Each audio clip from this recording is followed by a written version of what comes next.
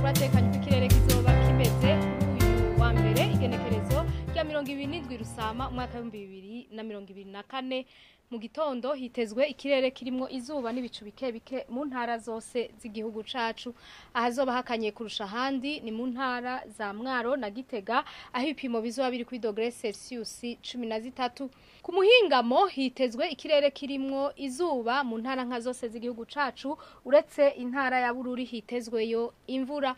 ahazoranga ubushuhe kurusha handi ni mu ntara ya Cibitoke aho ibipimo bizoba biri kuri degrees Celsius 30 Ejo mu gatondo izuba rizoseruka igihe cy'isaha 12 n'iminota 2 rirenge igihe cy'isaha 11 n'iminota 57 zo ku mugoroba amakuru atekanye ikirere agarukiye ngaha mwayateguwe n'ikigo cayije bukijejwe ivy'ibirere na Dendayizenje nayabashikirije mwakoze kuyakurikira